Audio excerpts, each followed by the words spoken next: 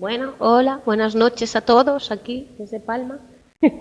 Última clase antes de las vacaciones para nosotros. Estamos en el tema 13, ya hemos visto básicamente todo el proceso de cambio que se vive durante la adolescencia con los amigos, en los cambios físicos, los cambios de roles familiares entre personas, la amistad, etcétera, y nos queda uno de los grandes cambios que se producen en esta fase, que se supone que va a ser el último gran proceso de desarrollo intelectual que vamos a tener en nuestro desarrollo, ¿vale? Ya veremos en la fase de la adultez cómo, aquí hay ciertas dudas y tal, pero ya veremos. Para Piaget, como decíamos, teníamos, y volvemos a la teoría de Piaget, acordaros que cuando hablamos del desarrollo intelectual nos quedamos todavía hoy en día, a pesar de que ha habido intentos de modificarla, solo se han modificado algunas edades y algunos conceptos, ¿vale? Nos quedamos todavía con la teoría de Piaget y estamos ya en la última frase. Nosotros ya hemos pasado en el primer parcial la sensorio-motriz, la preoperacional, la concreta la hemos hecho creo que este parcial, no los temas, ¿vale? Y ya entramos en el último gran bloque de desarrollo intelectual, operaciones formales, ¿vale?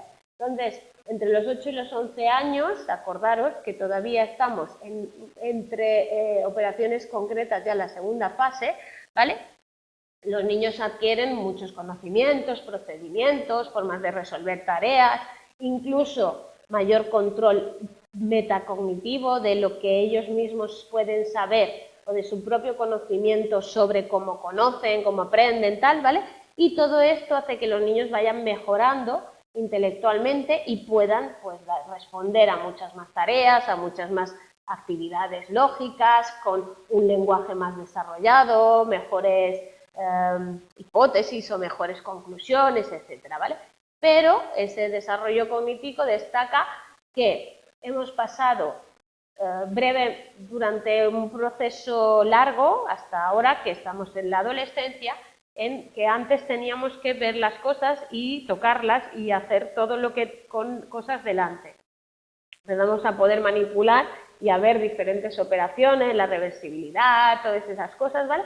Pero ahora llegamos a otro que es más un punto más allá y es el abstracto. Es decir, las operaciones ya no tienen por qué estar sobre el mundo real o concreto o empíricamente, sino que operan sobre lo posible, ¿vale? Entonces yo puedo sacar y decir, mira, si tú y yo ahora fuéramos a la luna y hiciéramos, ¿vale? Podemos ir a lo posible, aunque ni los dos hayamos ido a la luna ni sepamos cómo se va a la luna todavía, o ya hayan ido pero todavía no podamos ir todos o tal, ¿vale? Entonces podemos ir a lo posible, a cualquier cosa que se nos ocurra. Podemos hacer diferentes teorías, divagaciones, combinar cosas, mezclarlas, hipotetizar, ¿vale? Entonces, todo eso es lo que se llama el pensamiento formal o abstracto, que normalmente se le pone esta teoría. Y, por tanto, también las operaciones sobre operaciones, la operación de segundo orden. Entonces, yo puedo pensar más reflexivamente y también puedo pensar más sobre cómo pienso yo, cuál es mi característica, cuál es mi manera de aprender, cuál es mi manera de razonar, cuál es mi manera, etcétera, etcétera, ¿vale? Entonces, todo eso parece ser que cuando se hacen las pruebas con técnicas de neuroimagen o la tomografía por emisión de positrones, la TEP o la funcional no sé qué, ¿vale? Todo eso parece que en el cerebro adolescente, ya lo hablábamos en su momento, en el tema concreto, hay cambios, ¿no? Decíamos que hay más producción de conexiones neuronales, pero también hay una poda de conexiones neuronales que parecían inútiles o que daban mucho camino o qué tal, ¿vale? Y también el incremento de la mielinización.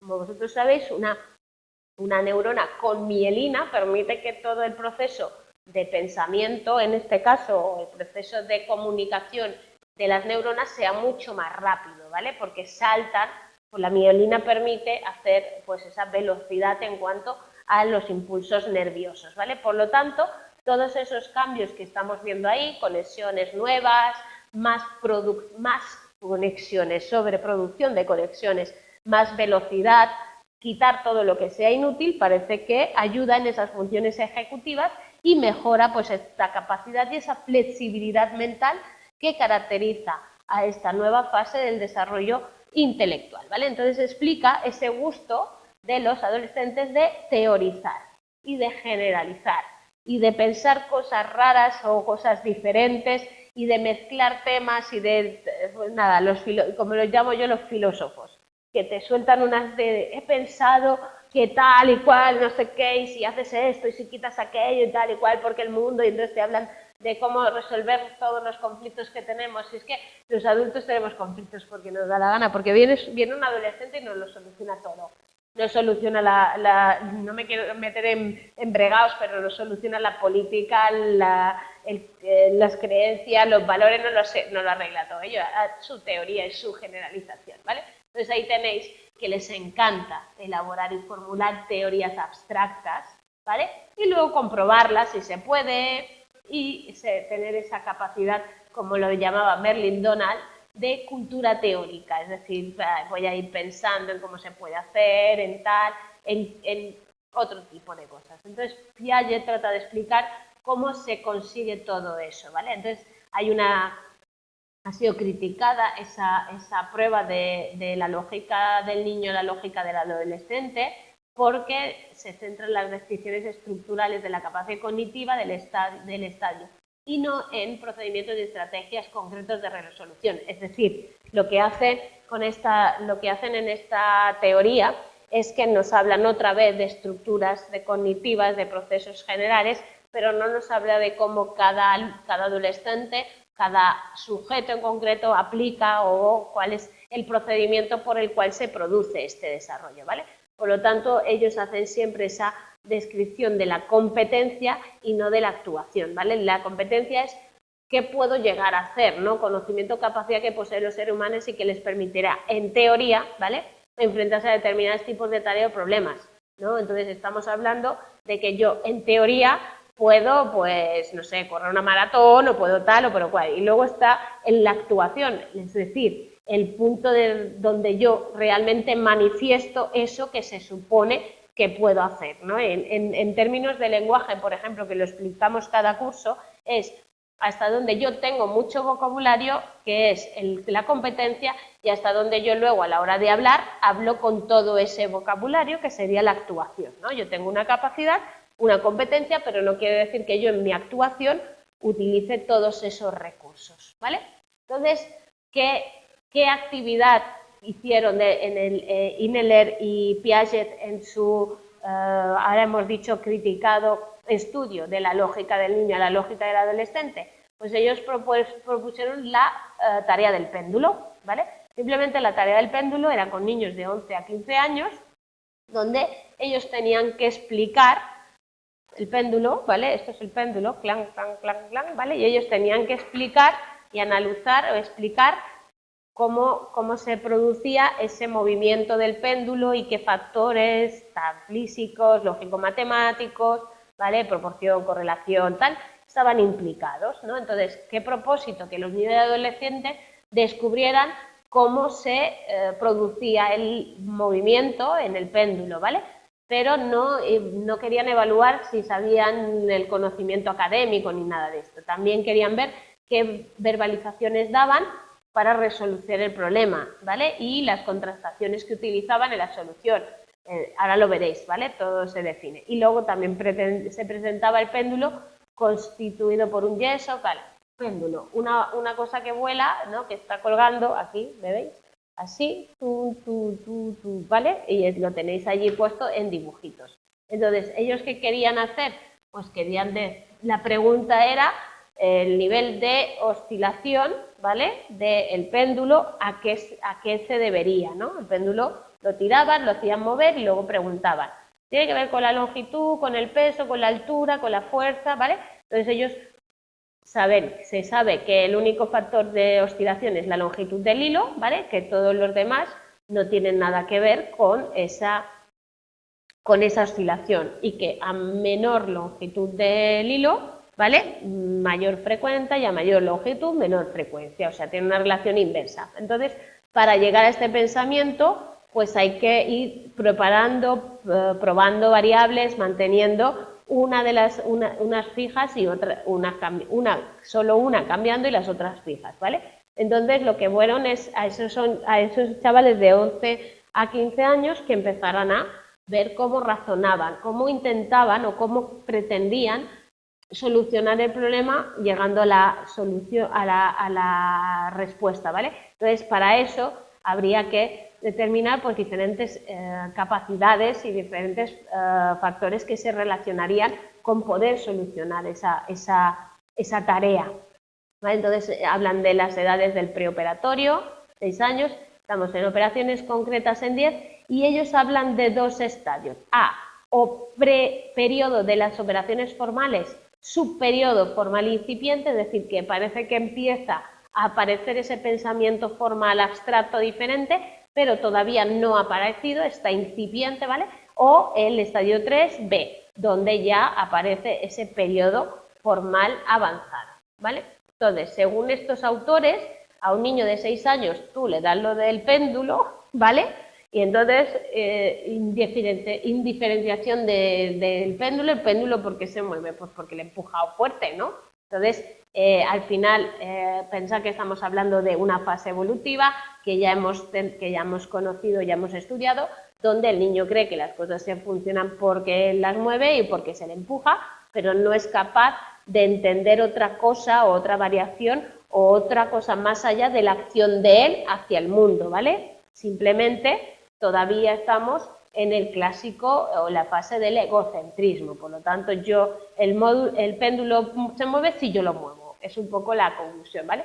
Luego una niña de 10 años, operaciones concretas, ya está en siguiente fase, ¿vale? Manifiesta la aplicación de ciertas operaciones y cierto razonamiento, ¿no? Empieza a pensar, a ver, y si corto, y si hago y tal, pero esas seriaciones, variaciones y correspondencias exactas todavía le resultan difíciles y todavía no es capaz de aislar el motivo. Entonces ahí hay dos frecuentes errores en esa fase de operaciones concretas que intenta, lo hago más corto y más pesado, lo quito esto y le quito, entonces va quitando altura, pues, longitud, peso, tal, ¿vale? Entonces parece que claro, no puedes separar un factor y si no separas un factor no sabes cuál puede ser el causante, ¿no? Y modificar todos los factores menos el responsable, o sea, modifica tal como lo hace sin estructura, sin seriación, sin lógica, sin una formalidad, ¿vale? Entonces aquello sí, va probando, va haciendo experimentos, pero no acaba de conseguirlo. Seguro que os ha pasado alguna vez con un chaval de 9, 10 años que intenta hacer una cosa y tú dices, no, pero mira, hace, no, ¿qué tal? Que no sé qué, y la lía, y dices, pero ¿no ves que si hicieras pum, pum, pum, pum, sería mucho más bueno? Porque todavía estamos en un proceso de pensamiento en el cual todavía no tenemos esa seriación, esa lógica y todo eso, ¿vale? Entonces, estos errores ponen manifiesta carencia de operaciones lógicas, ¿vale? Y los niños carecen de una combinatoria formal, es decir, la combinatoria formal sería hacer diferentes formas de clasificar o de colocar o de establecer para poder separar y ver cómo se interaccionan esos diferentes factores, pero aquí no hay una combinatoria formal, ¿vale? Todavía lo hacen todos sin pensar y sin hacer, ¿no? Entonces, a nivel formal, a partir de los 13 años, ya podrían encontrar esa elaboración compleja, preadolescentes y adolescentes ya son capaces de razonar un poquito más allá, ¿vale? Pero todavía no están del todo, ¿eh? Acordaros que estamos en fase incipiente, la 3A, ¿vale? Y por tanto todavía no llegan a tener claro y a poder resolverlo. Pero cuando llegamos a los 5 ya están las operaciones formales, ¿vale? Ya podemos tener una respuesta donde hay un razonamiento complejo, donde se estudian los factores metódicamente, primero uno, controlando los otros que estén constantes, haciendo tal, haciendo cual, y por tanto se puede llegar a solventar esa operación. ¿Cómo se pasa de todo este pensamiento? Bueno, pues del pensamiento de las operaciones concretas hemos hablado, hay cierta racionalidad, hemos dicho siempre, limitadita, ¿vale? Es capaz de estructurar, siguiendo unas órdenes, ya consideran datos como posibilidades, ya no solo tienen que tenerlo todo delante, ¿vale? Ya estructuran la realidad en campos y dominios, longitud, peso, superficie, acordaros que esto ya empezaba, ¿vale? Pero de manera independiente pero simultánea, a excepción del peso, ¿vale? Entonces, en la medida en que el niño va a empezar a estructurar la realidad de cada campo, va a ir viendo ese equilibrio intradominio que va consiguiendo hacer las transformaciones y acordaros de que acá adquieren el nivel este que hablábamos de reversibilidad, ¿no? Primero, el equilibrio cuando puede dar cuenta de una manera adecuada de los objetos del entorno y luego la reversibilidad cuando ya es capaz de darse cuenta que hay acciones que modifican, ¿no? Y a la inversa que pueden modificar y llevar una cosa de una transformación a otra y volver a la transformación primera, ¿no? Acordaros de que estudiábamos aquello de las plastelinas, de se hacían caramelos, que se hacía un churro, etcétera, ¿vale? Ese equilibrio no se produce a la vez en todos los contenidos, sino que vamos a ver desfases. Acordaros que cuando hablábamos del tema del volumen, el peso, el peso, el tamaño, el volumen, peso, longitud, tal, ¿vale? Estábamos hablando de que había uno que se conseguía, creo que el volumen era el último que se llega a conseguir sobre los 11, ¿vale? Que aparecían aquellas tablas en el documento, ¿vale? Y que el primero era el peso, me parece. Sí, no, vale.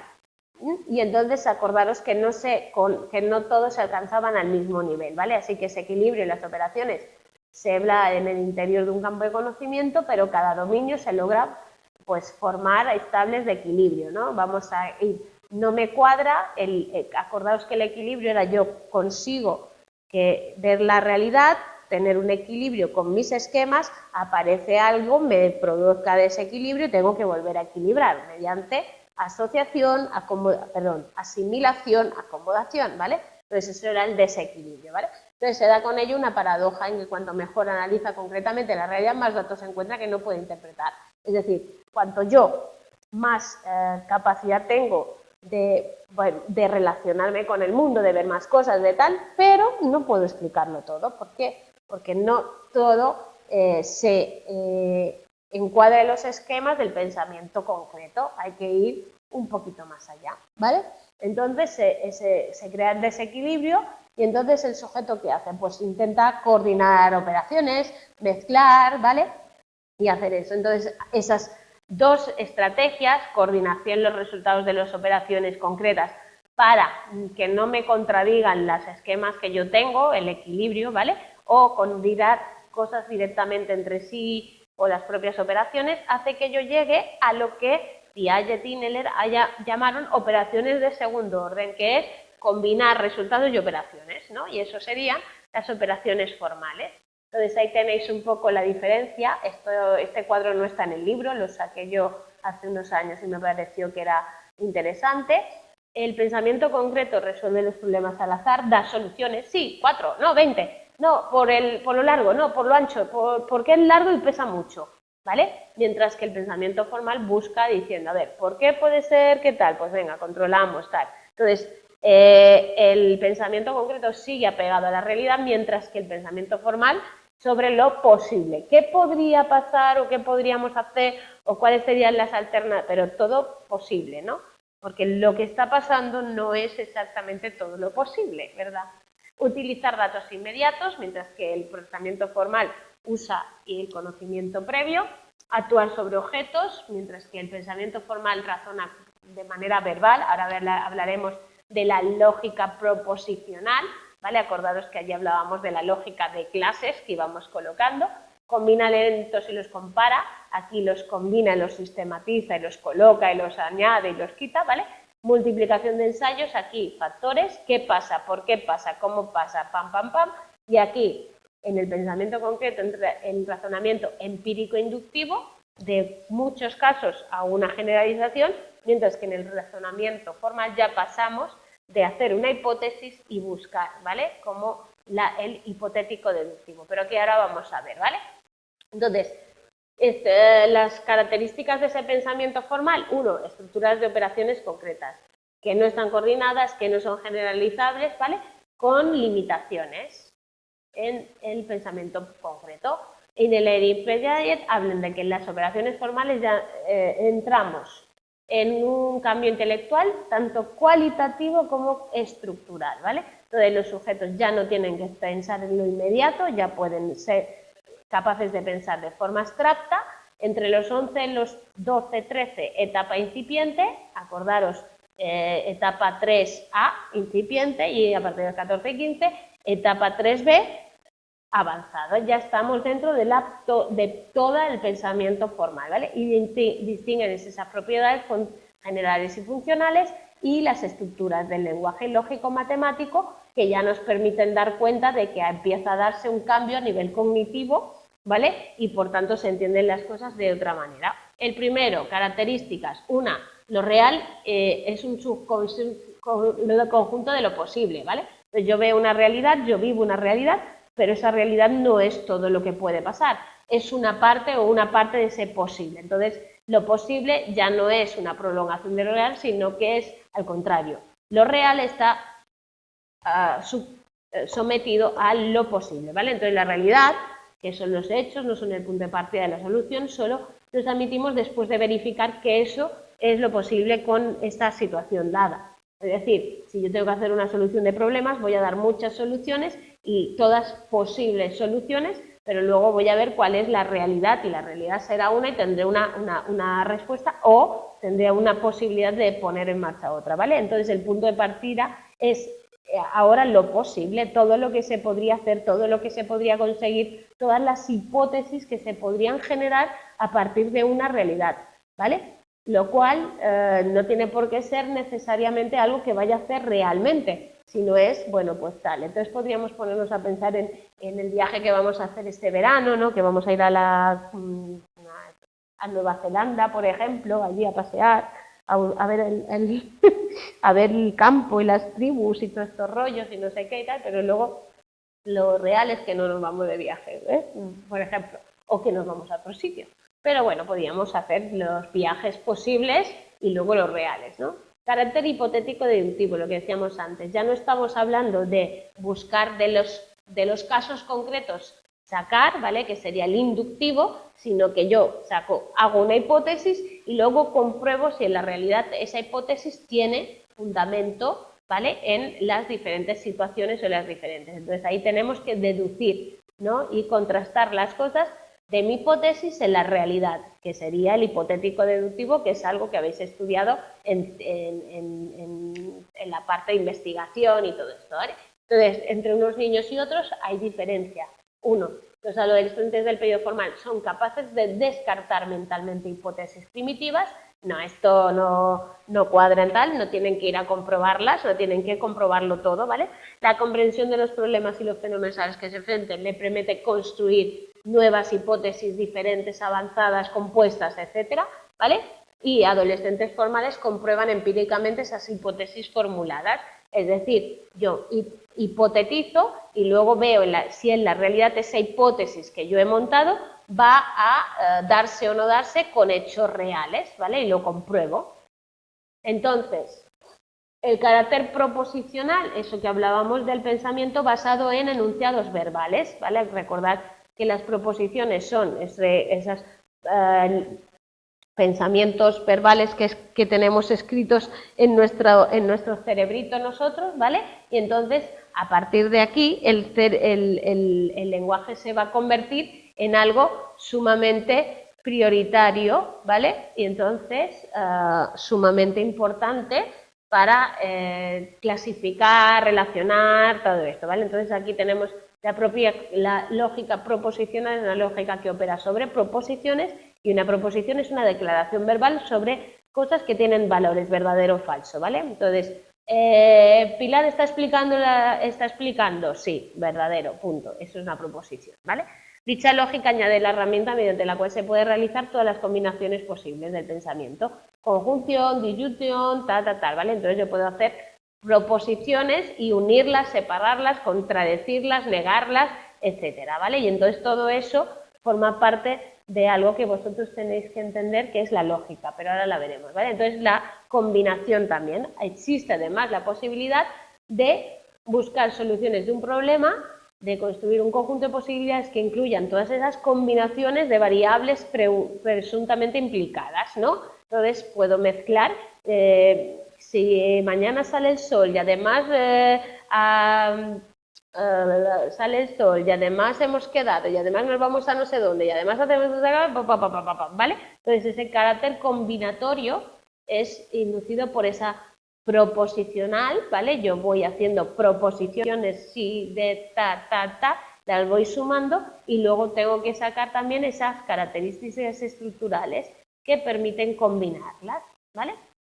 Entonces, ¿cuáles son esas características estructurales del pensamiento formal? Bueno, pues según Piaget y Inneler, estamos hablando de unas operaciones formales que se caracterizan por esa lógico-matemático. Ellos utilizan el tema de la lógico-matemática para explicar. Entonces hablan de dos estructuras integrales, ¿vale? Características estructurales, dos estructuras integradas. Por un lado, ¿vale? Las de 16 combinaciones binarias lógicas, que ahora las veremos, y las 4 transformaciones, el INRC del grupo de Klein. Y por otro, una subestructura de estructuras de conjunto general, ¿vale? Esquemas operatorios formales que vamos haciendo y vamos creando para luego comprender la realidad y tener esquemas, ¿vale? Estamos hablando de esquemas. Entonces, ¿me ha pasado? Perdón, me decía que había apartado. Entonces, esas dos partes que hemos dicho. Por un lado, doble estructura de conjunto, las 16 combinaciones, ¿vale? Que es capacidad para resolver adecuadamente los problemas proposicionales con enunciados con conjunciones, disyunciones y condicionales, que ahora veremos que os he puesto un ejemplo. Luego tenéis las 4 transformaciones. Yo puedo transformar las cosas en identidad, igualdad, ¿vale? Y en negación, no. Sí, pero no, la reciprocidad que se combinan y la correlativa que van juntas, ¿vale? Y luego tenemos las subestructuras para grupos de tareas. Entonces, aquí estaríamos esquemas operatorios formales que se aplicarían, ¿vale? En determinadas tareas. Por ejemplo, cómo resolver ecuaciones en matemáticas, probabilidad, proporción, etcétera, etcétera, ¿vale? Entonces, ahora vamos a esas 16 combinaciones binarias. Verdadero o falso, que son las proposiciones. Entonces, a partir de la adolescencia, y se les supone, ya veremos el próximo día la otra parte, a los adultos, ¿vale? Vamos a poder resolver de manera lógica un razonamiento proposicional, ¿vale? Implica esa capacidad de resolver adecuadamente los problemas del razonamiento de tipo condicionales. Si P, entonces Q, ¿vale?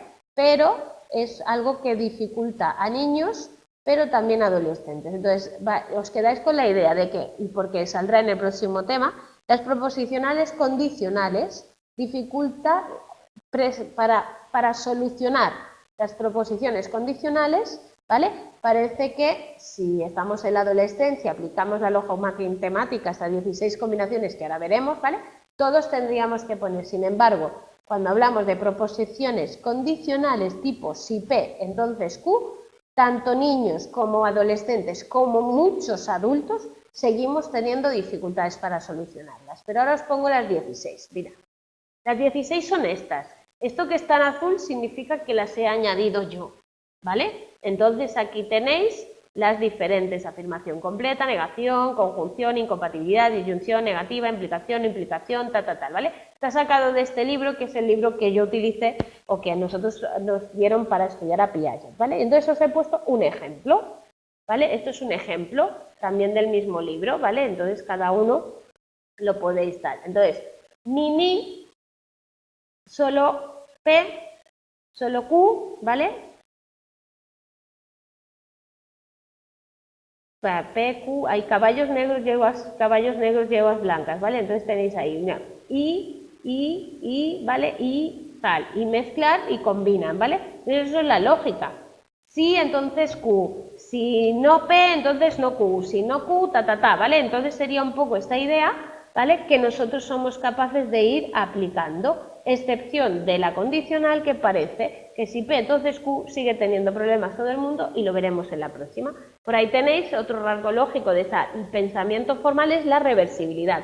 Ya la hemos adquirido, recordad, la reversibilidad en esa fase de operaciones concretas, ¿no? Nosotros ya éramos capaces de anular una operación y volver la cosa a su estado natural y entender que cuando uno desmontaba, por ejemplo, convertía la plastilina, aquel rollo de plastilina, aquella bola, en algo aplastado, luego podía volver a convertirlo en su rollo de plastilina, que no había un cambio sustancial y tal, ¿vale? Entonces, los niños de 7 años ya son capaces de pensar de forma reversible, pero en situaciones concretas donde se pueda ver, ¿vale? Entonces, yo puedo volver ese nivel y volver a pasar sin tal, pero los adolescentes ya son capaces de sacar eso de esa realidad, de ver esa bolita de plastilina y tal, como vosotros, que ahora sois capaces de pensar en cosas que pueden pues transformarse de un lado a este y de este lado a este, sin tener que coger y hacer la transformación para daros cuenta de que realmente se puede hacer, ¿vale? Que sería la diferencia entre el pensamiento concreto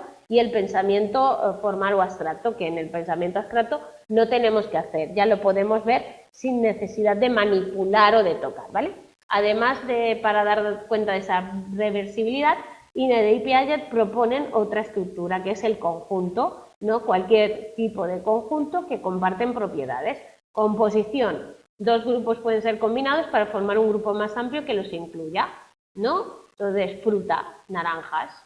Naranjas, peras, entran dentro de frutas. Composición. Son dos cosas, grupos combinados para formar un grupo más amplio. Asociación. El grupo es independiente del orden de sus elementos, ¿no? Un grupo se puede asociar con otros y hacerse más grande. Identidad, existe algún elemento común, elemento que al combinarse con cualquier otro lo deja inalterado, ¿vale? No sé cómo explicarlo, pero bueno, podemos meter alguna cosa dentro de otro grupo y no cambiarlo, no modificarlo. Y la reversibilidad, que es esa, puedo volver atrás en algunas operaciones y puede tal, ¿vale? Entonces se convierte en más capacidades que tiene el adolescente o la persona poseedora, ¿no?, del pensamiento formal para pues, seguir viendo el mundo desde otra perspectiva más amplia y más cambiante. Por lo tanto, esos esquemas operatorios van a cambiar y van a crearse los esquemas operatorios formales. Explican la actuación de los sujetos en determinadas tareas. Acordaos que teníamos aquella parte en la cual se hablaba de tareas concretas aplicables a las matemáticas, a la física, tal, ¿vale? Además, se generaliza, intermedia entre las estructuras globales y los conceptos particulares. Además, se pueden aplicar todos esos conjuntos que acabamos de decir, que se pueden mezclar, no mezclar, añadir, no añadir, tal, ¿vale? Y además hay herramientas para resolver tareas que permiten organizar, seleccionar y predecir los resultados de las acciones, porque yo ya estoy dentro de lo posible. Entonces, yo puedo pensar en algo que voy a hacer, puedo pensar qué necesito, qué va a pasar, qué tal, y puedo pensar en cómo va a acabar la historia, sin tener que llevarla a cabo, y a lo mejor ahí puedo decidir no hacerla, por ejemplo, ¿vale? Entonces, ¿qué crítica se le ha hecho a toda la teoría de la parte formal, ¿vale? Acordaros que lo que os he dicho, se sigue manteniendo, pero tal. Primero, para Piaget, uno de los problemas que se le ve a esta teoría es el problema de la propuesta. Primero, por la edad de adquisición, ¿vale? Entonces, se dice que se retrasa, ¿no? Que es más tarde que se adquiere todo este pensamiento formal. Parece que eso no es un problema para la teoría de Piaget porque él siempre dice que en su teoría, él siempre dice que las fechas, que las edades no son estrictas y únicas, sino que pueden variar. Entonces él habla de edades aproximadas, ¿vale? Segunda, que hay algunos adolescentes y algunos adultos, porque Piaget da por hecho que recordad que que las fases evolutivas del desarrollo intelectual que él propone, la preoperatoria, la de operaciones concretas y la operación formales, son universales y todos pasamos por todas, ¿vale? Pues en la operación formal parece que existen algunos adolescentes y algunos adultos que no llegan a conseguir desarrollarla plenamente y a todos los niveles perdón, que necesito encontrar un Kleenex, ¿vale? A todos los niveles que describe Piaget, ¿vale? Por lo tanto, esa universalidad que Piaget y Kneller despachaban, pues no cuadra, ¿vale? Entonces se ha revisado, y se ha visto que podríamos decir que todos los sujetos llegan entre los 12 y 14, sino los 15-20, ¿vale? Entonces se retrasaría un poco esa edad que propuso Piaget. Pero además se limita esa adquisición a algunos sujetos, sobre todo aquellos cuyos hayan tenido experiencias de aprendizaje que les permita llegar a aprender todas esas combinaciones lógicas, todos esos recursos, todo tal, ¿vale? Entonces,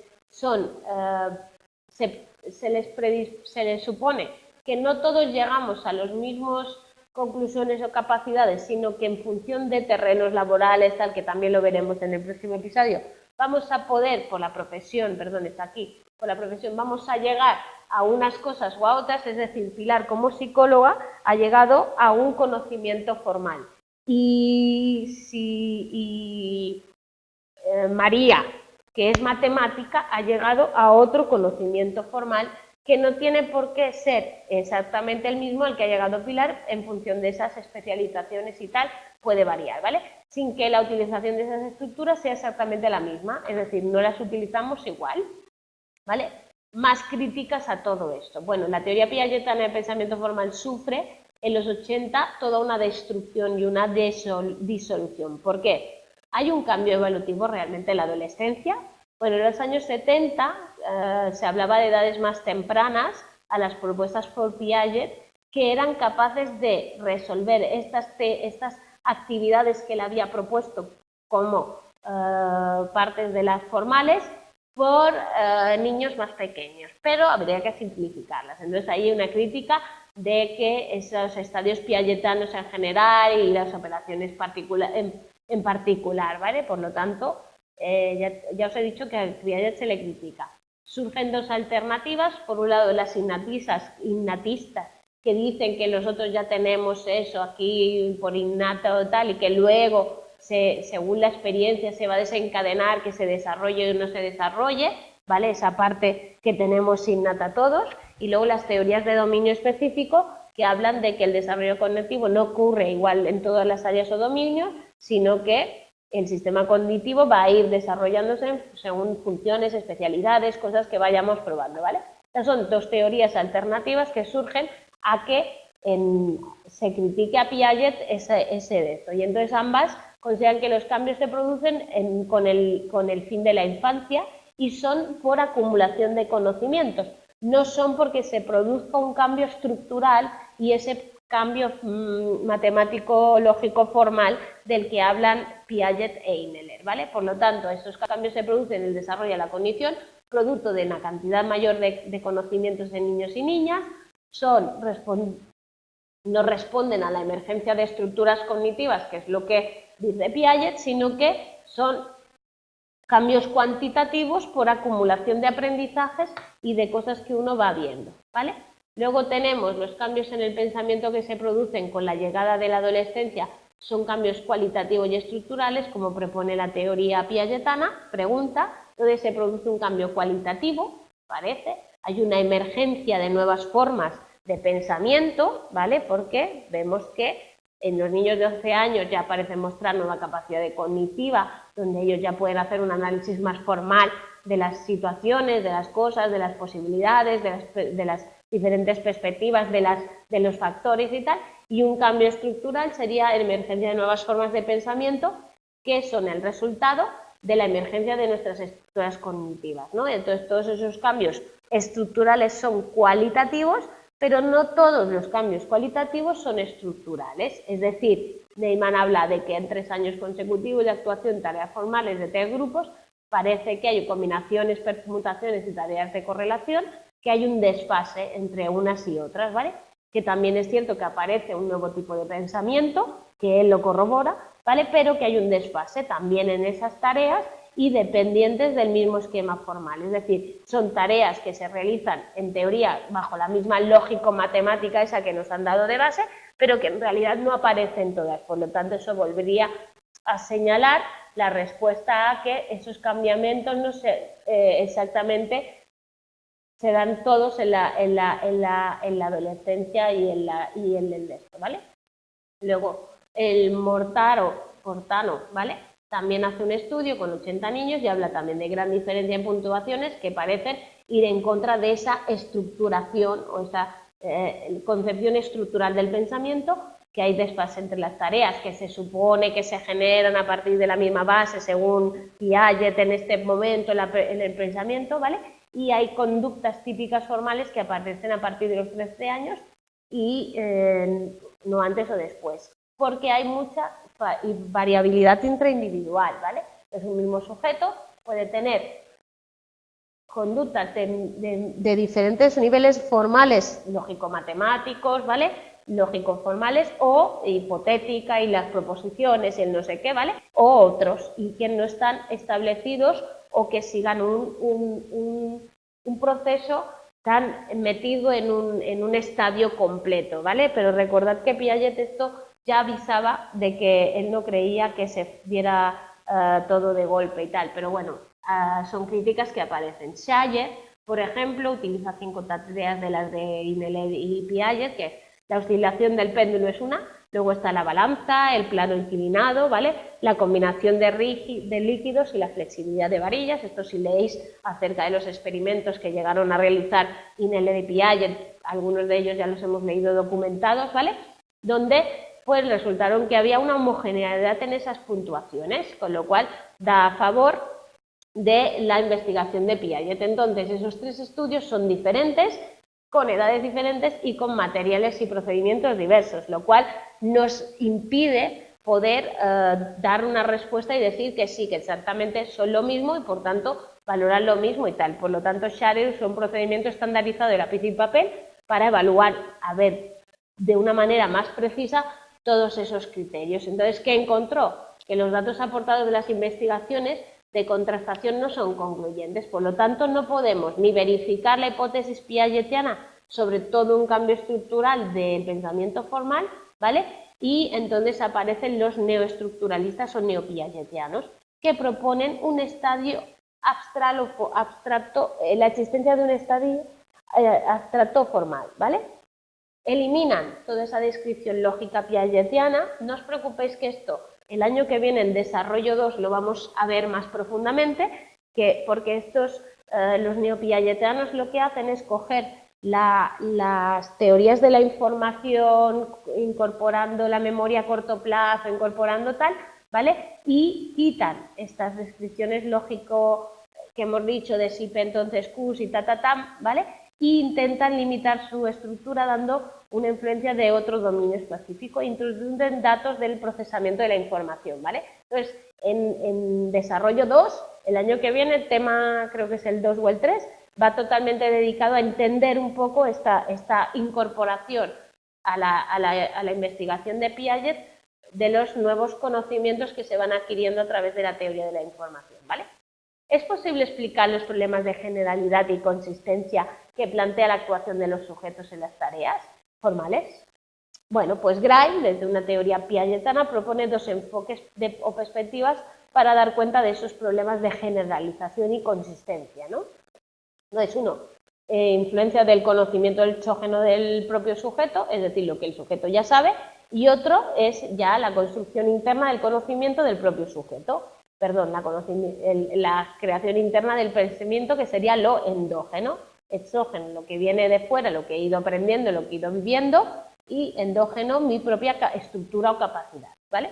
Entonces, él habla que la influencia del conocimiento exógeno, es decir, lo que yo he ido viviendo a partir de experiencias, de actividades, de tal, ¿vale? Destaca la falta de familiaridad de los sujetos con los mecanismos físicos que subyacen a esas tareas piagetianas. Es decir, la mayoría de sujetos que fueron puestos a prueba, recordad que lo hemos dicho antes, no se pretendía valorar si ellos sabían o no, tenían o no mucho conocimiento académico, por llamarlo de otra manera, ¿vale?, sobre física o sobre péndulos o sobre tal. Lo que se pretendía era ver si ellos podían resolver esa tarea porque hubieran adquirido algún tipo de desarrollo en unas facetas que les permitieran llegar a esas tareas, ¿vale? Entonces, por parte de las tareas. Utilizan en el estudio el pensamiento formal, que son tareas cotidianas extraídas de la experiencia de los sujetos, ¿vale?, como los contenidos y contextos familiares de la tarea de selección de Watson, que es un razonamiento deductivo, ¿vale?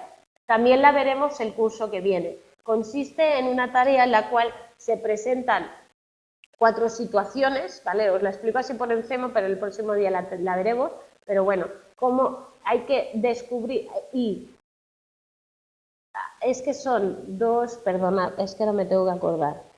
Vale, por ejemplo, os hablo de la simplificada que ahora no me sale, pero bueno, es una que son 4 tarjetas donde se describen 4 cosas y 2, ¿vale? Y solo puedes girar 2 tarjetas, ¿vale? Tienes que elegir las 2 tarjetas que te permitan responder a una pregunta, ¿vale? Claro, hay una trampa en esa tarea, que es que si eliges la Q y la no Q, no se responde. O sea, que justamente hay que elegir la tarjeta 1 y la 3, me parece que es, ¿vale?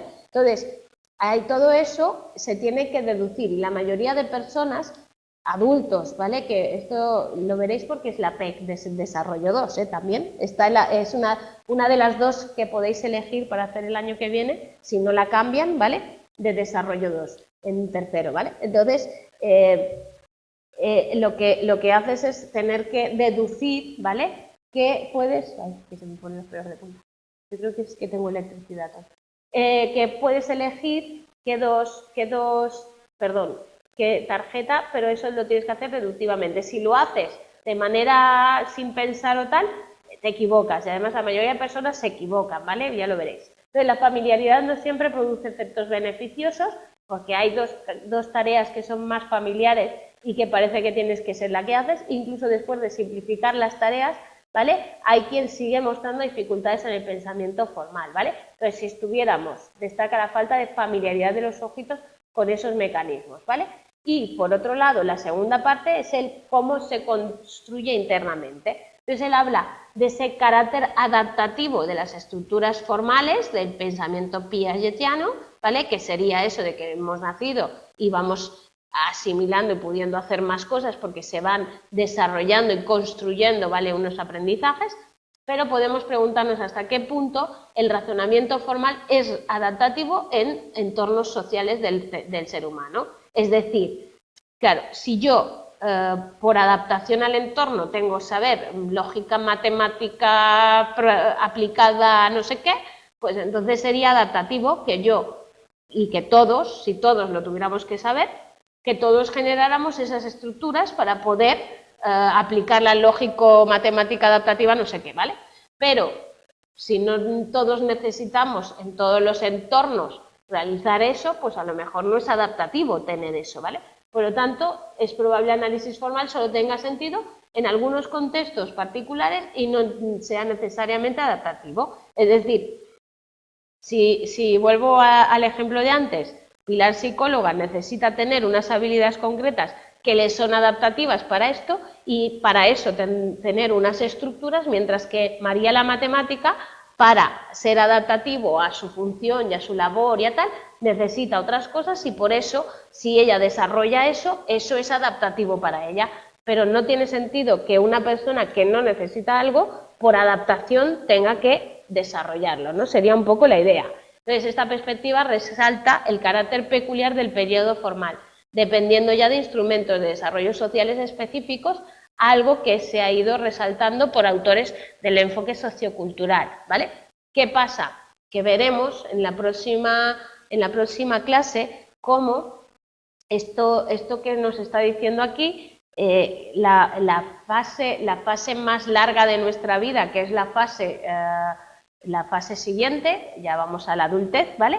Cómo en realidad no hay un cambio, o no se suponen, o no se nos ven unos cambios físicos tan grandes, ni hay tal, y sin embargo es donde más diversidad de caminos se eligen por elecciones personales, por tendencias, por trabajo, por niveles económicos, por cultura, por social, por tal, donde más diferencias se ven, ¿vale? Entre personas de una misma sociedad y tal, ¿vale? Entonces veremos cómo ahí parece que estamos ya más influenciados y cómo influencia mucho más los cambios y los procesos de desarrollo social que todo lo biológico, todo lo de desarrollo más físico, más de madurez que hemos ido viendo hasta ahora, ¿vale?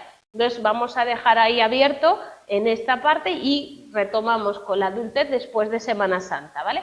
aprovecho para desearos a todos unas felices vacaciones. En Mallorca la semana que viene, día 22, es fiesta, para nosotros es el dilluns de Pascua, ¿vale?